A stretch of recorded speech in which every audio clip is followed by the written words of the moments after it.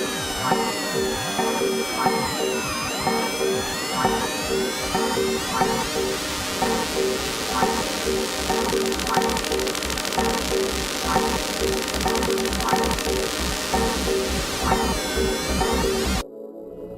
what I believe got him reelected, is the people knew that you could believe what he said. Well, it represents... Our country is strong. How many people want it? I don't know. We go forward to defend freedom. All that is good and just in our world. We have faith in our leaders. We're optimistic as to what becomes of it all. It really boils down to our ability to accept. If you want a vision of the future, Winston, imagine a boot stamping on a human face forever. It's really come down that it's almost completely obvious that Benazir Bhutto was assassinated, and was not assassinated by some random Al-Qaeda unit. And as I said on this show 2 days after the assassination, I said if they come out in another day or two and say that it's Al-Qaeda, then I am 100% sure that it is a government op being carried out by Mushareff. And of course, that is exactly what happened. And the reason I was able to call that is, and what's frightening about it, and for those of you that are Alex Jones's fans and you've listened to him for years, you know, he started to say they're so formulaic. It's just classically formulaic. I mean, it's just her police escort pull back right before she gets assassinated. Okay? First they tell you that she wasn't hit by bullets at all, that she died hitting her head on her sunroof. I mean, that's literally what they said. She died hitting her head on her sunroof, ducking from an explosion or bullets. She gets to the hospital, and the police will not allow any autopsy to be performed.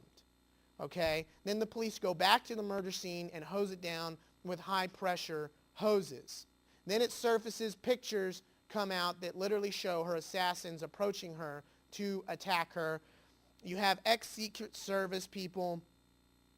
Former Secret Service Assistant Director Bill Pickle tells CNN that the killing of Benazir Bhutto was a professional job, as the credibility of the initial government explanation for her death dwindles to an outright farce. That's true. Benazir Bhutto wrote a letter, you know, to Western politicians saying that there are people in Mushareff's government that are trying to kill her. CBS and CNN now obtain dossiers and information that voter rigging was going into effect, that was the funds that for the anti-terrorism, anti-terrorism funds in Pakistan were being used by the intelligence apparatus to intimidate and to monitor the opposition party. Police abandoned the security post. That's on Raw Story. Hospital lawyer. Pakistani police stopped doctors from conducting Bhutto autopsy. And then they hosed away the attack. And then, Bhutto was already coming out and saying that the U.S. creates, funds, and instigates worldwide terrorism to accomplish their political objectives. So, and then Q Bono, the simplest question, which was the first question that should ever be asked in any type of situation like this, who benefits? Who benefits from her being shot and killed? Do the Islamic, fundamentalists benefit? Yes, they somewhat do. But who benefits even more? The militant government that's in bed with the Islamic fundamentalists. If you know about Pakistan's political makeup, the majority of the intelligence services are aligned with the radical Islamic fundamentalists. So who benefits? It benefits them and it benefits Mushareff. Mushareff gets to do everything he wanted to do now. He gets to shut down the democratic process. He gets to get rid of one of his greatest political rivals that had the potential for uniting the country and defeating him. The West gets everything it wants. It gets the perpetuation of Mushareff's reign, their crony, their client. I mean, it's textbook. Even the timing of it is textbook.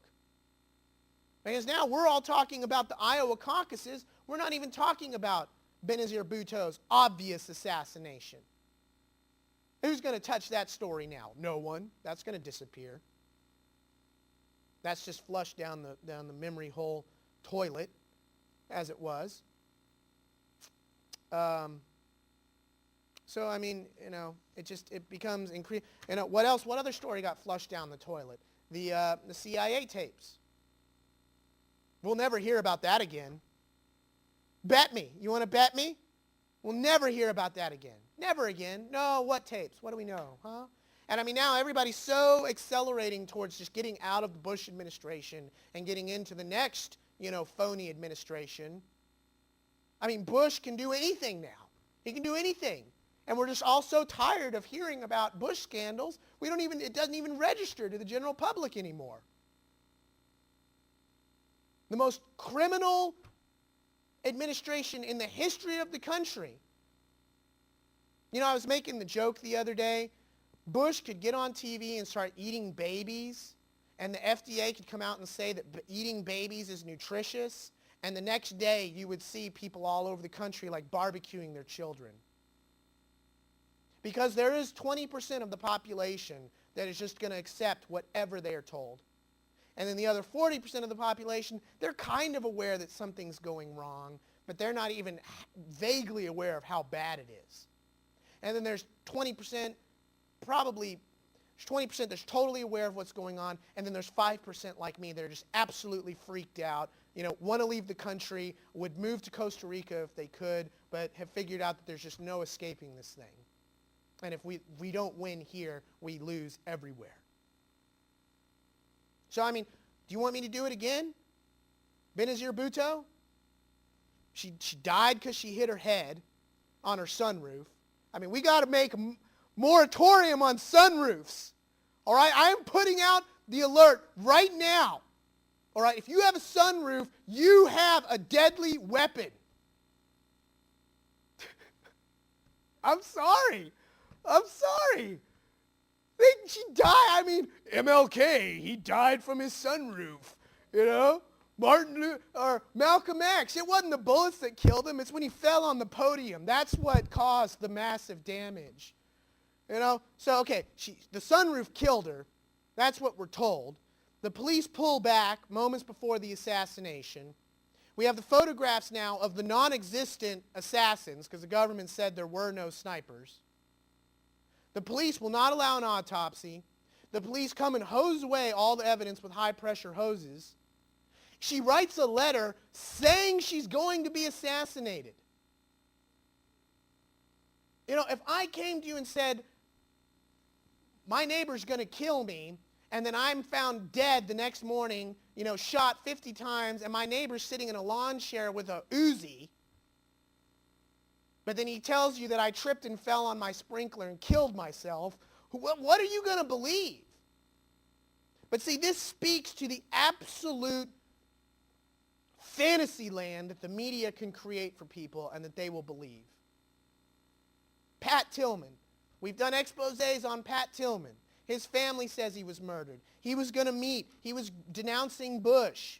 He was killed from less than 10 yards away with 3 bullet shots to the face. While he's screaming into his radio, I'm Pat Tillman, please stop shooting, oh my God. And they tell you that mythical Al-Qaeda, they just rose up out of the ground like shadow people. It must have been the same people. We're dealing with some super extra-dimensional killers. Bin Laden, he's like Dracula. He can just rise up and kill people. Anywhere. He might come alive in here right now. He might be behind me. It'd be great if we had a graphic where Osama could come up and attack me from the side.